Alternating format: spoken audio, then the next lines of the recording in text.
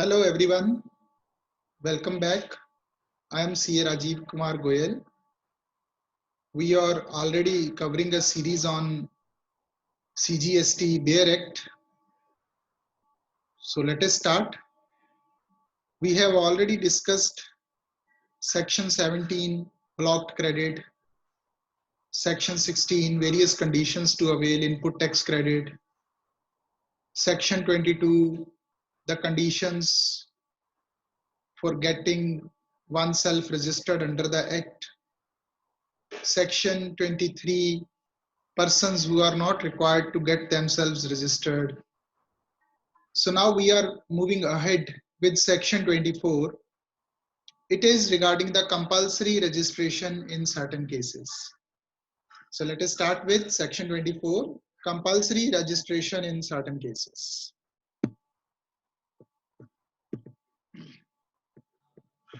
Section 24.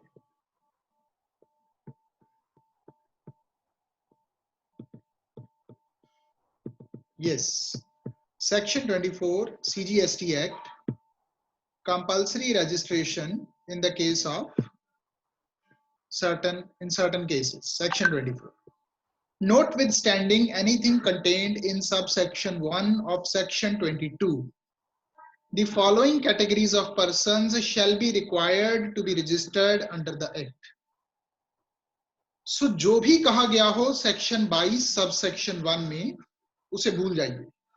Notwithstanding का मतलब यही रहता है लीगल लैंग्वेज में कि उस सेक्शन सबसेक्शन में जो भी कहा गया हो उसे भूल जाइए. The following categories of persons shall be required to be registered under the Act. नीचे लिखे हुए लोगों को अपनी रजिस्ट्रेशन करवानी ही पड़ेगी अंडर दिस एक्ट. आइए पढ़ते हैं किन किन लोगों को रजिस्ट्रेशन करवानी मैंडेटरी है. 1.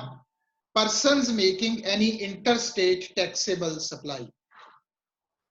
अगर आप किसी ऐसे बिजनेस में एंगेज्ड हैं जहां आप एक स्टेट से दूसरे स्टेट में कोई टैक्सेबल सप्लाई भेजते हैं तो irrespective of the limit contained in section 22 subsection 1 you are required to get yourself registered. So anyone who is making interstate एक स्टेट से दूसरी स्टेट में taxable supply must get themselves registered. Second, casual taxable persons making taxable supply.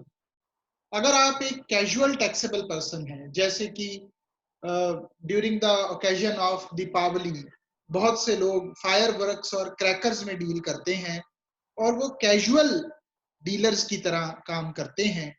They need to get themselves registered as per this sub clause 2. Casual taxable persons making taxable supply. Third, persons who are required to pay tax under reverse charge.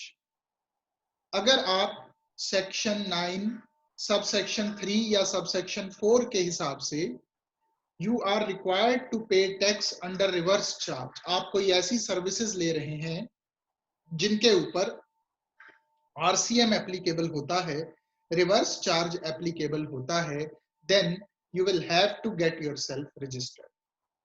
Fourth, persons who are required to pay tax under subsection 5 of section 9. Section 9 subsection 5 उन e-commerce operators को cover करता है. Number 1, जो intra state supply देते हैं with in the state. Number 2, जो कुछ specified services में डील करते हैं एज मे बी प्रिस्क्राइब्ड. और number 3, who are required to pay tax on reverse charge basis. तो section 9 subsection 5 के accordingly if you are an e-commerce operator operating intrastate in some specified services, even then you will have to get yourself registered if you are supposed to pay tax under reverse charge mechanism. Fifth, non-resident taxable person making taxable supply. जो non resident taxable person होते हैं sometimes under some conditions, somehow only for a very limited period of time, they may provide some taxable services on their own or as an agent to a principal. In any case, they need to get themselves registered. So compulsory registration में fall करते हैं अगर कोई non resident taxable person कोई भी taxable supply देता है, they need to get themselves registered. Sixth, persons who are required to deduct tax under section 51 whether or not separately registered under this act. बहुत सी government institutions, semi government institutions या कुछ agencies which are required to deduct tax after a certain limit, they need to get registration under this act. फिर चाहे उनको otherwise उस registration की जरूरत है या नहीं है, but क्योंकि वो tax deduct करते हैं, so they need to get themselves registered. Next, persons who make taxable supply of goods or services or both on behalf of other taxable persons, whether as an agent or otherwise. If you are making the taxable supply of goods on behalf of others, whether as an agent or otherwise, then you compulsorily need to get yourself registered. Input service distributor, whether or not separately registered under this act. Input service distributor कौन होता है, ये समझ लेना बड़ा जरूरी है. Input service distributor का मतलब है कि एक पर्सन जो कोई इनपुट लेता है और वो उस इनपुट का जो उसने इनपुट में जो सर्विस ली है वो उसका टैक्स का क्रेडिट पास ऑन करता है अपनी ही ब्रांचेस को जो कि सेम पैन में फॉल करती हैं.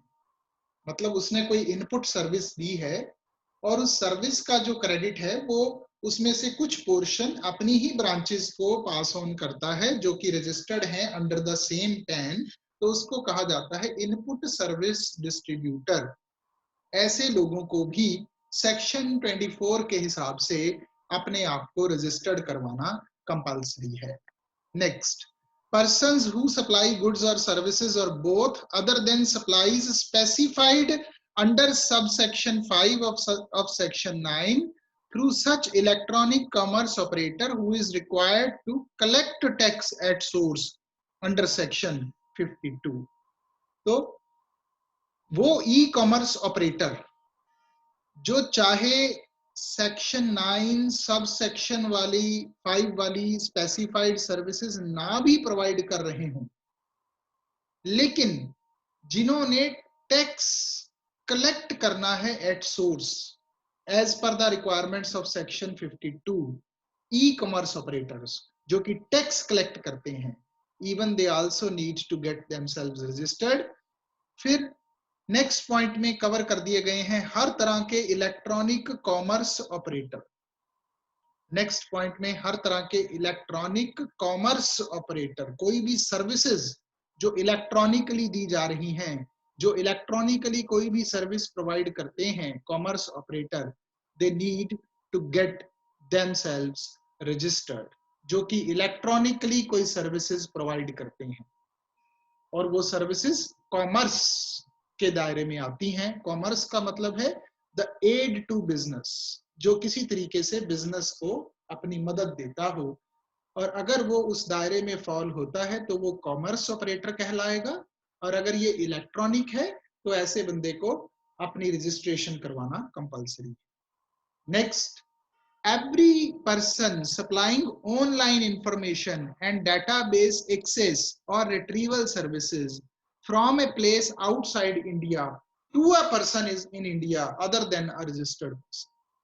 अगर कोई बंदा इंडिया के बाहर से इंडिया में बैठे हुए किसी पर्सन को सर्विस दे रहा है और जिसको सर्विस दी जा रही है इंडिया में वो रजिस्टर्ड नहीं है और सर्विसेज रिलेट करती हैं किसी ऑनलाइन इंफॉर्मेशन की सप्लाई को, किसी डेटाबेस एक्सेस को या रिट्रीवल सर्विसेज को, तो ऐसे हर बंदे को अपने आप को एक्ट में, जीएसटी एक्ट में रजिस्टर्ड करवाना कंपलसरी है.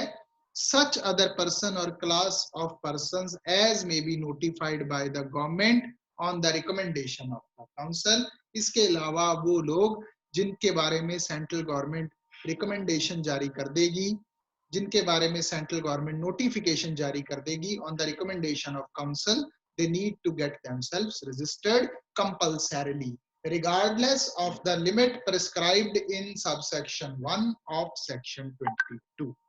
So ये एक जिस्ट है सेक्शन 24 की सीजीएसटी एक्ट की कि कौन कौन से लोग हैं जिन्हें खुद को रजिस्टर्ड करवाना कंपलसरी है।